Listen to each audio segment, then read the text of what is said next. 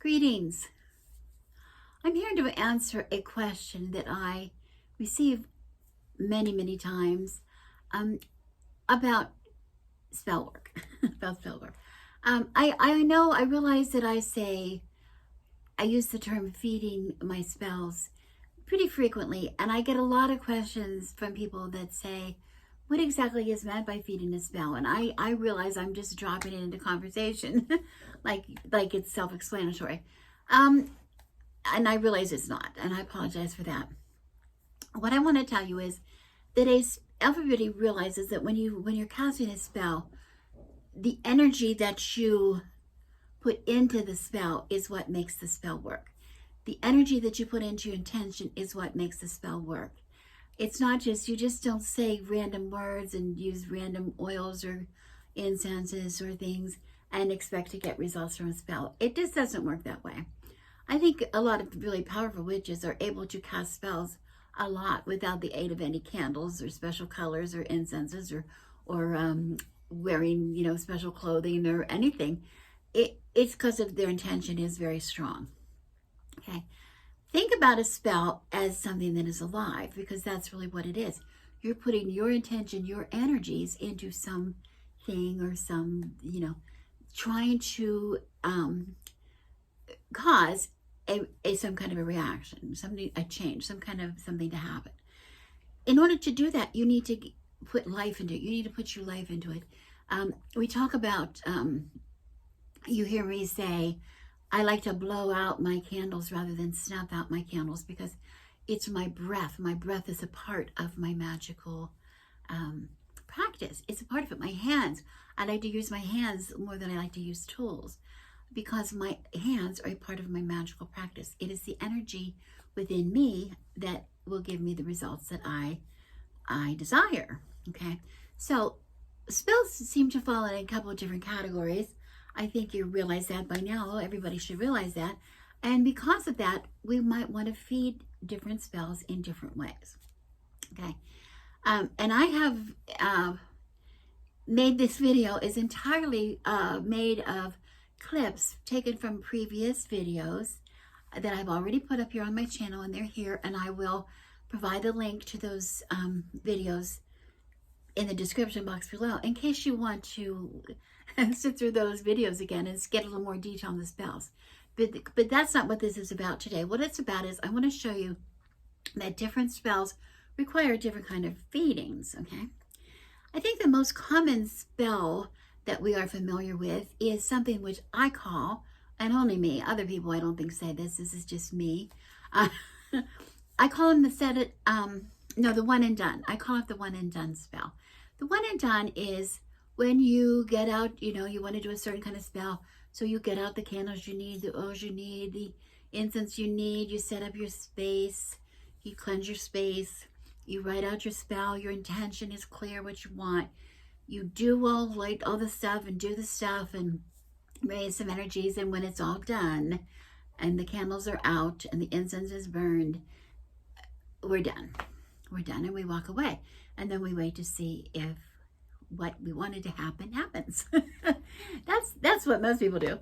And sometimes that works really well, but sometimes you might have to go and repeat the spell again because you didn't quite get the outcome you needed. So you thought, well, I'm going to try again because, 2 times is better, 3 times maybe is better. How many times? But you're doing it from beginning to end, done. Okay, that's one and done to me. Or 2 and done, 3 and done.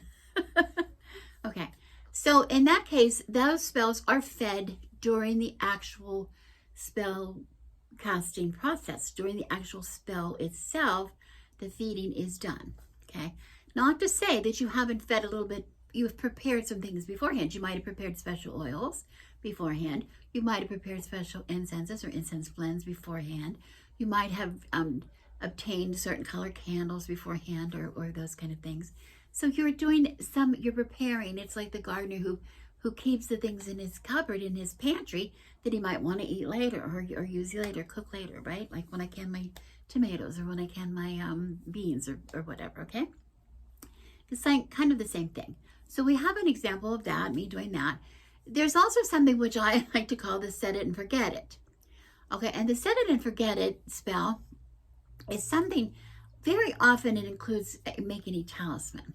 Okay, so I have some examples of that. For instance, what I mean by a talisman is you see me many times have made witches' purses on here, or witches' jars, or such, where we're putting some kind of spell and intention into a purse, into a jar, into something like that. Okay, we're putting our spell into that, and then we are putting that jar here to protect my home. Here we're putting that purse here to protect people that enter my home or whatever. We're doing those kind of things. That's what I call a set and forget it. So you prepare it, you make it, but the items that are in that purse, the items that are in that jar, continue the spell. They continue the spell. And that will last a long time. And usually when you hang something, like I might make a purse and hang it on my door, and I really intend for that to last a long time, and usually like a year or something good, or when I feel like it might need to be refreshed for some reason, I'll make a new purse, and I will intentionally dispose of the old purse. Okay, that's like a set it and forget it. Okay, then we have some that are kind of a combination where you do all the prep work ahead of time. You have an elaborate spell, pretty elaborate spell, but then you often have a talisman or something that you take with it, maybe a purse that you take with it, like, or something. And I showed you, and this is just one of the clips from that spell I want to show you are from a spell I did recently here, one of my last videos, at Valentine's Day. I did that, and I had all those things. So in that case, I said beforehand, I had special oil that I had just for that. I had special incense. I had special, things that I prepared. I had, I wrote out my intention very thoughtfully, and I did this elaborate spell, and it was over a period of days. So it was I think a 9-day spell, which every day for 9 days I repeated. I kept it set up, but I repeated my intention. I burned more candles, burned more incense to really feed and make that a very strong spell. And then to top it off, I carried away talisman from that spell, which did this now, 2 months later, we're still, that spell, that intention in that spell is still very much there. Okay, so there's feeding before, feeding during, feeding after. Okay, and then the last part on the video, the very end of the video, I do a section on poppets, and everybody loves poppets, but most people think that poppets are something that is just for binding. It's only used for binding. A lot of people are afraid of poppets and don't use them. Well, I do use poppets, and I have explained that before, that I do use poppets. I do bindings. I don't bind people. I bind actions. I don't wish harm on anybody. I do wish to have some behavior ceased, so I use poppets. But the reason I'm including it in this is because poppets, depending on what kind of a poppet you're making and what you do with it, some of those, the feeding is continuous. Like I did a one where I did it in the garden, and that the poppet continued to feed. The poppet fed my garden, the garden fed my poppet. So that energy was very long going, A poppet that you make and you do what you do to it, and then you burn it or you bury it. Well, if you bury it, it's a little different, but if you burn it, it's done, it stops. So think about it, whatever kind of an intention you're putting into your spell, think about it, and do you need to feed it? Do you need to feed it? Have you done enough feeding? Or if you're going to keep it around for a while, you need to continue to feed it. Okay? Your intention is everything. Remember that. And spells are strong, but spells are nothing without your intention. So if you need to keep putting your intention in, to keep feeding it, to make it work, that's what you need to do. I hope that answers your question. I don't know. I've got another 30 minutes to explain, I think, what I mean. I'm going to show you the clips from the videos and see if that helps you. Okay, so I'll insert those clips right now. This first clip is a good example of a kind of spell that I would call a one and done. This is pretty commonly used by witches all the time, and what I mean by one and done is everything is prepared and set up, the spell is cast, and then we walk away. In this case, I think this was a demo for a kit, a candle magic kit that I sell on in my cupboard on my website. And you just see me here inscribing a candle, oiling the candle with some special oil, adding some special herbs. I have my intention written on a little piece of paper there you see. Everything is together in one place, and I prepare it, and as I'm preparing it, I prepare it intentionally. All the feeding is put into the spell as I build the spell. And here you just see me simply affixing the candle to the tile. I love to use these little tiles, which I sell also on my website. But because they're just in a little place, you can set up a little spell anywhere pretty much you are. You see it doesn't take up very much space at all, and everything is just in one little place. And again, I'm lighting the candles, always using a black protection candle. When I do my spells, I just add one, and then I have a special color there for the intention of my spell. And again, I'm just adding my intention as I go. I am adding my intention as I go. And I love these kind of spells because these kind of spells are very focused, very intense in a very short period of time. The energy is raised in a very short time. You can expect pretty quick results with a lot of these kind of spells because, again, they're fed. It's like giving a superfood to your spells. Okay, here you just see me, the excess oil that I have used on my candle. I like to keep that in my hands as well. That's one of the reasons I oil my candles by hand rather than just using a dropper or delicate fingers up and down or whatever you want to do. I like to have that energy in my hand as well. And here I am then going to say my intention, raise my energy of the spell by putting the intention there under my little tile there. And again, now there's going to be one difference here in this spell. You'll see at the very end that because this even though the spell will be finished, I believe this is a protection that I put on one of my chicken coops, but I'm waiting for the candle to completely burn down, and then I'm going to be burning the intention into my little cauldron there. You're going to see that happen. I'm going to, when all the candles are done, everything's gone, I'm going to see me collect every bit of waste from that spell, all the spent wax and the burnt herbs and the ash from the intention paper that I've burned.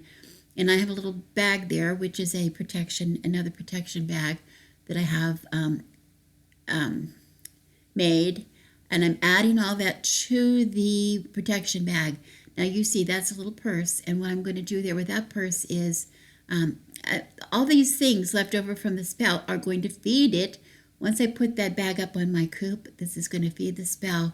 So it didn't just feed it while I was going, it's going to continue feeding. Even though I'm done, I'm walking away, that bag is going to hang there and protect my hands for a good while to come. So I really love this kind of a spell. I use these a lot. You probably see me do 2 or 3 or 4 of these already on my channel. But it's easily done by anyone. And if you want a further explanation, I will link below to some of these videos so that you can get a little more detail. But here you go. Even tying the bag shut with intention. You see me do that a lot. I usually tie in 3 with intention in my knot. Okay, so there was that one. Most of my protection spells are what I would refer to as a set it and forget it spell. You see me make these a lot of times on the channel here, particularly in the form of a witch's purse. And it happened in this video, I was making 2 witch's purses, which we always keep right inside our front door and one right inside our back door to offer protection for the home and everyone who enters here. We refresh them probably about every year, something like that, or when we feel they need refreshed. This year we were doing a special celebration of the fire, so we decided it was a good time to renew our protection bags, witch's purses at the same time. Now, if you want to see what exactly I'm putting in this purse, I can leave a link for this video down below in the description box. But basically, we put in herbs of protection, sometimes crystals, sometimes other things from the cupboard, particularly to protect us. And I use a bag here that is, I I feed the spell as I am making the bag. I feed the spell as I am filling the bag, and I'm going to tie it shut with intention, and then I'm going to continue to feed it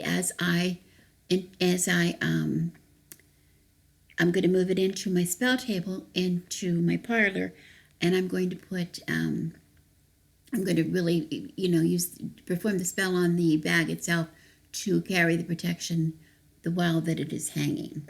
Okay, so here you're going to see me now at my work table here, my spell table here, in the parlor, where I'm doing the same kind of things that I did otherwise. I'm oiling the candles that I'm using. I'm putting herbs in the candles. I have fire. I have incense. I have my spell bags are going to be there.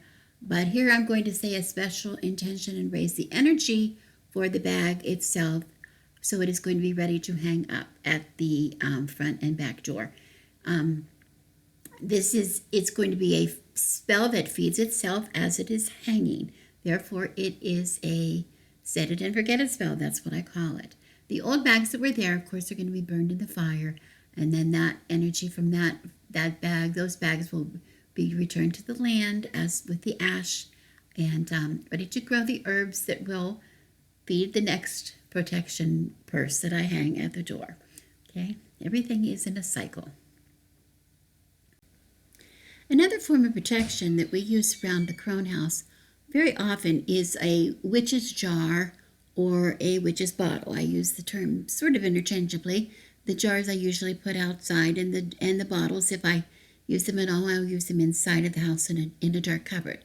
Now these are it's a little bit confusing to think of these as a spell that is being fed, because it's actually a baited kind of a spell where we put different kinds of objects which would be considered something that would harm or trap or capture some kind of an evil or mischievous, let's just say dangerous entity from harming us in some way. Either the jars we bury outside so that anything trying to enter the house that wishes us harm or mischief is drawn to a jar instead, a glass jar that is filled with things that could hurt or maim or disable in some way the dangerous energy or the forces that we don't want, the things that do not wish us well. Let's just call them that. And I use things like that. We use things like rusted nails, and we use cobwebs that we take from the house, the corner of the houses, and things that are sticky. We'll bundle up thread, like knot some thread and put inside, or we will put fingernail clippings or hair from ourselves.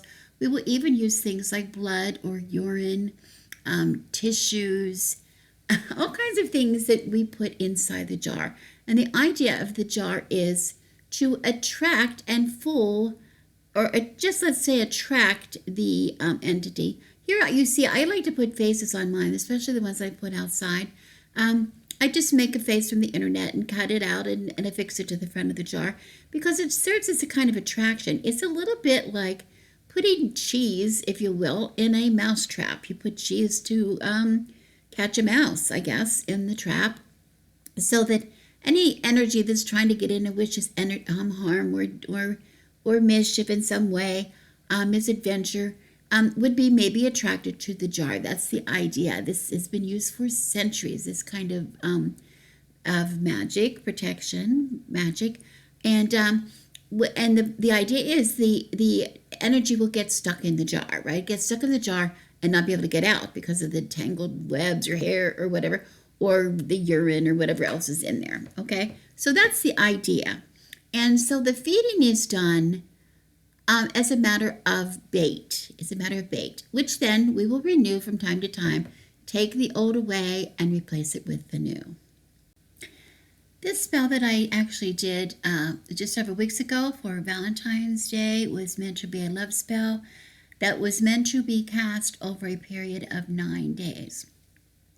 Here you see that I'm putting the normal way we do any kind of spell, pretty much. We anoint the candles. We're adding all of our incense and our anything we want to add to this is put in at this time. We oil the candles are oiled, etc.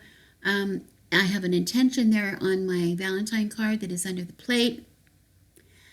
So everything is the same except two things are different. We have that line of pins, straight pins down the front of the candle, which are meant to divide that candle into 9 equal segments. And every day for 9 days, the spell is recast. The candle is burned, the intentions are read, and the candle burns until that first pin at the top falls out.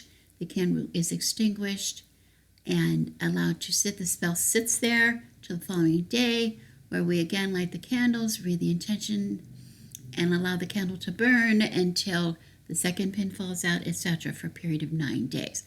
Okay, so it is being fed constantly for 9 days. There I'm holding up a bracelet, which is another part of the spell, which is meant to be a talisman. It was made specifically for this spell, and it has a special intention in it. It has actual letters that spell out the intention of the spell, and that is being enchanted at the same time with the rest of the spell. And also are the candies, the chocolate hearts and the little candy hearts that are there that will be shared and eaten by my husband and I following the 9 days after they are completely fed by the spell.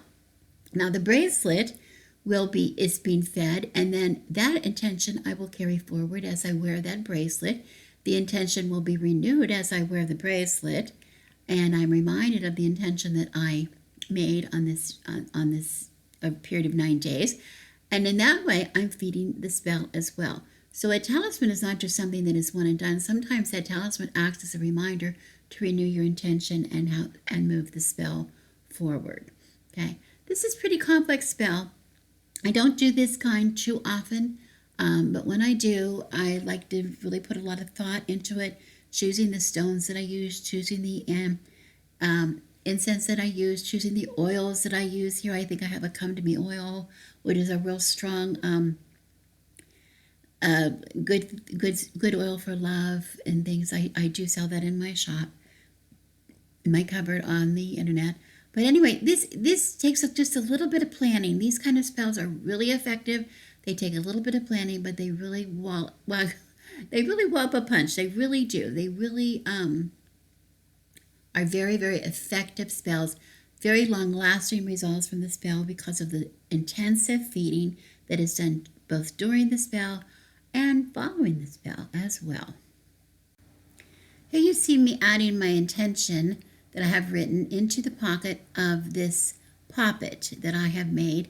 It is a special binding spell that I am using, and the poppet is filled with daughter. And here, these poppets that I make, I have these little pockets in front, and I'm just adding some special items along with the poppet, putting them in the pocket so that stays with the poppet for the life of the poppet. That's the feeding. I'm doing all the feeding ahead of time. It's a little bit of an elaborate spell I do for bindings.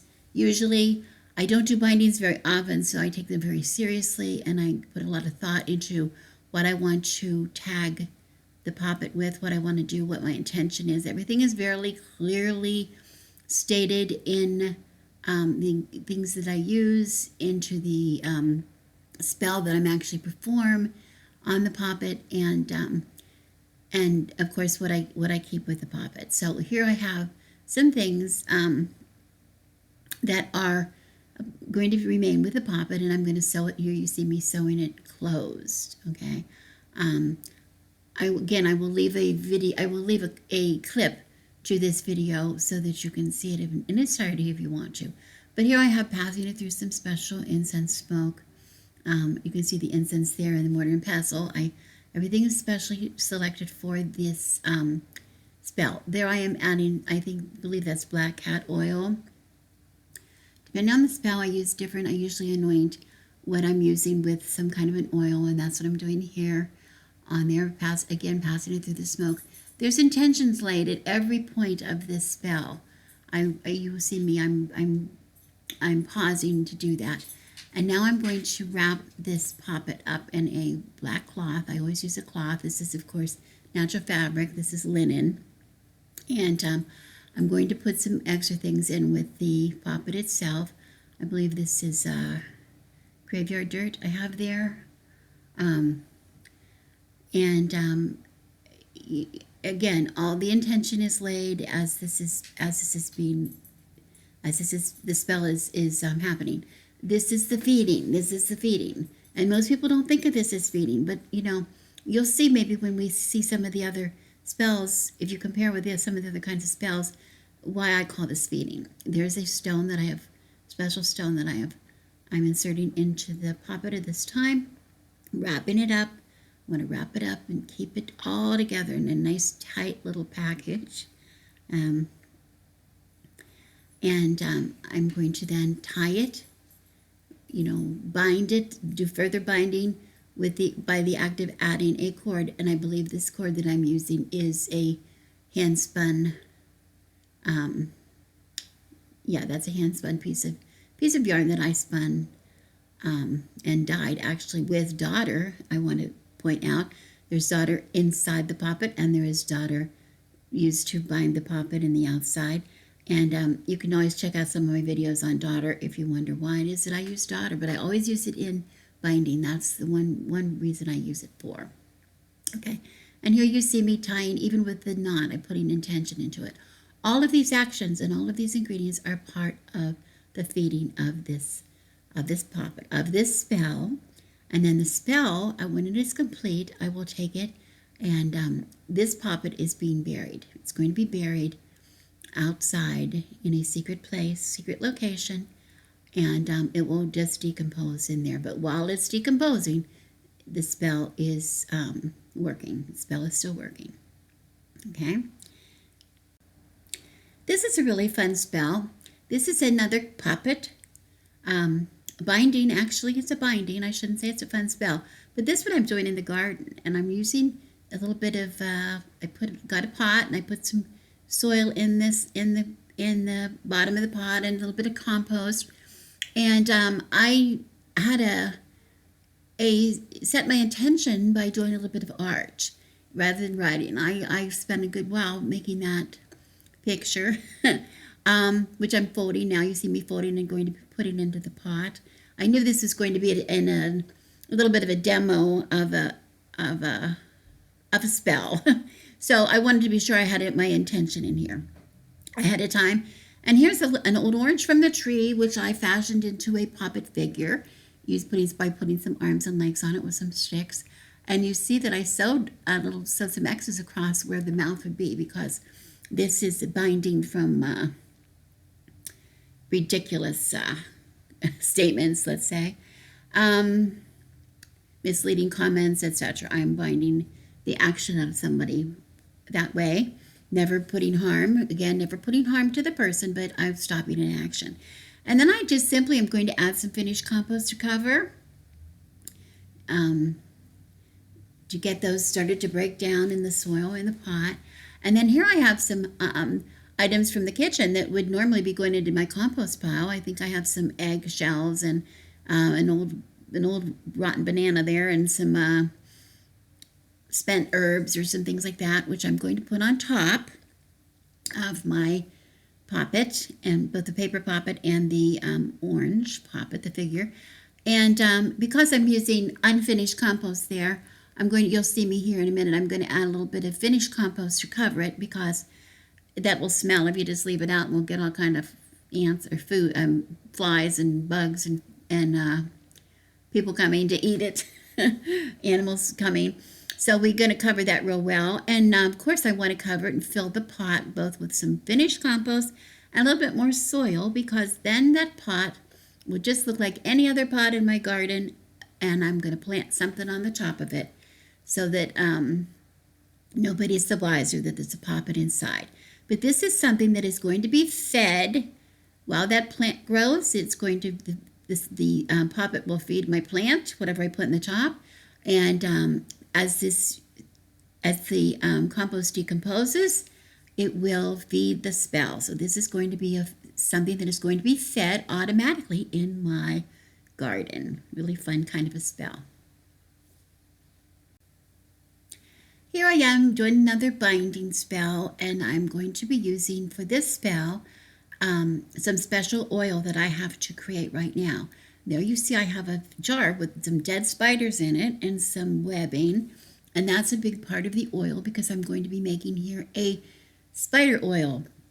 So there you see me stuffing the spider, a couple spiders and some webbing down into a carrier oil. And then I'm going to be adding some other ingredients. I believe that was dragon's blood, I'm not sure. And there's some more cemetery dirt. I use cemetery dirt a lot in Poppets and in binding spells. But anyway, that oil is a part of the feeding. The feeding is going to happen in this spell before, during the spell. It's not going to be, if it had to be fed later or whatever. It's just, it happens before. So I'm going to put that oil aside just for a minute, and I'm going to make the poppets. Giving that a good shake. There you go. Here you can see I have some sticks that I have taken out of my garden, and this is what I'm using to make the actual poppets. I have quite a few sticks because I'm going to make several poppets.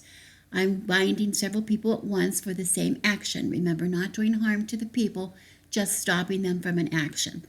And so I just use 3 sticks per person, per figure, per poppet. And I have some strips of linen there that I have torn, and I keep that torn linen on hand, by the way, so I have it for a lot of things. But anyway, I just, try to hold them together as best I can so that it ends up looking like a little figure. You see the figures down on the table in front of me. That's what my goal is. So I usually start by wrapping it up over the head, and then just wrapping it around underneath the arms, and up through between the legs, just to kind of make it look a little bit more like a person, rather than just some sticks tied up in a thing. Okay, so I'm going to add intention while I'm wrapping. This is a very big important part of it. And once it is wrapped, I secure it with black thread, and again that wrapping, binding with the black thread is a part of the spell itself.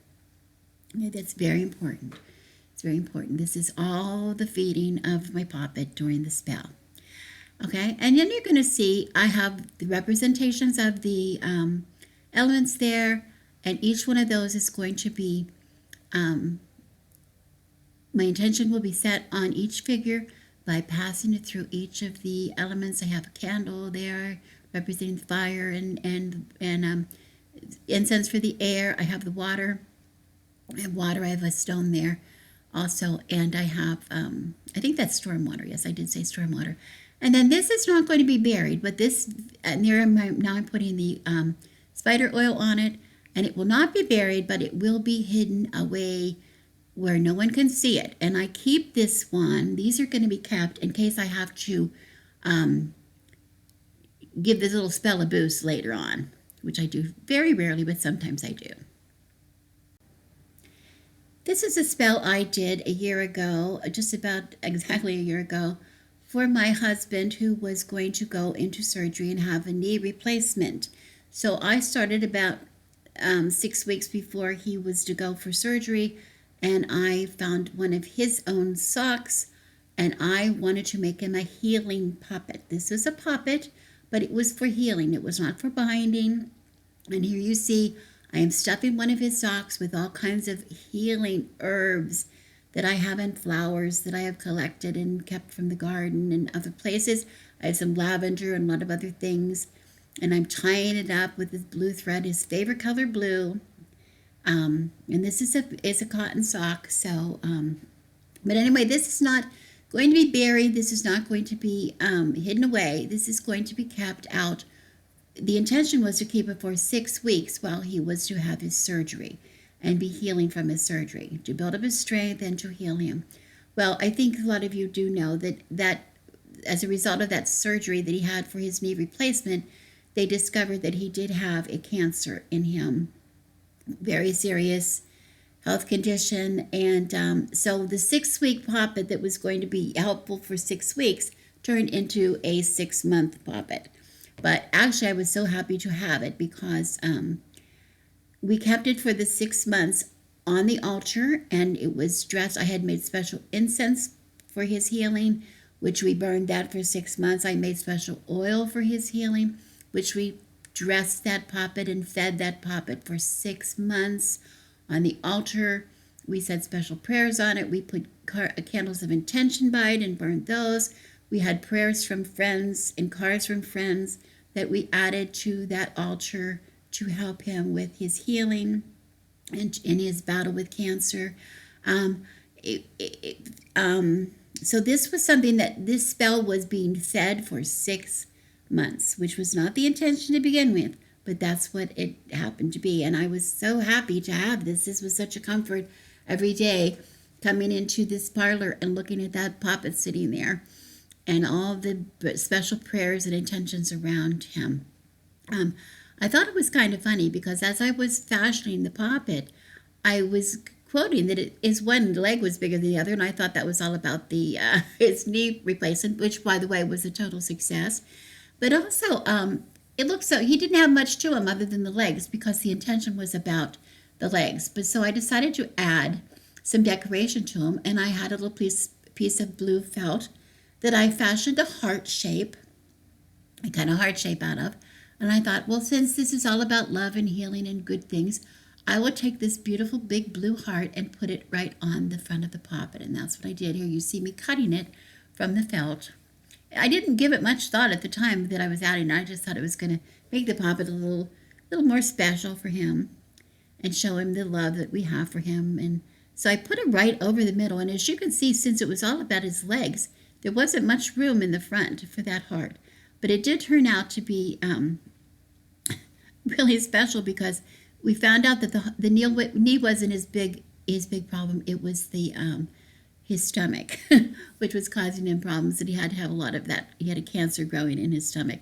So that just became even more special for him. So we kept that for 6 months, and then following the 6 months time, when he was declared cancer-free and healthy, we did dispose of this in a special ceremony in the fire with some friends. When we held a special ceremony with our friends to burn Joe's healing poppet, I decided we could all use a little bit of balance in our lives. At the time, it was Mabon when we happened. So I fashioned, here I am showing in this video, the puppet that I made earlier for the binding, but this is going to be made the same way, but this is not going to be a binding for at all. This is going to help everybody to rid themselves of something that they're carrying with them that they want to get rid of and to move on before they go into the dark time of the year. We wanted to put a special intention. So we used this little poppet. I fashioned it that much, and I just, you saw I showed you in the back where I secured it so it wouldn't come unravel. And then every person got one of these, and they were to write with a Sharpie something they wanted to remove from their life before they go to the darkness, something to get them into balance again before the dark part of the year. And that's exactly what we did here. And we just used these and wrapped them up just like I showed you before. But instead of binding with the black thread, since we were going to bind with, we simply I gave them another short piece of the linen, which they just secured that to keep it, here you see it being tied, just to keep it from coming undone, and also to give a little more privacy to the intention that's written on the poppet.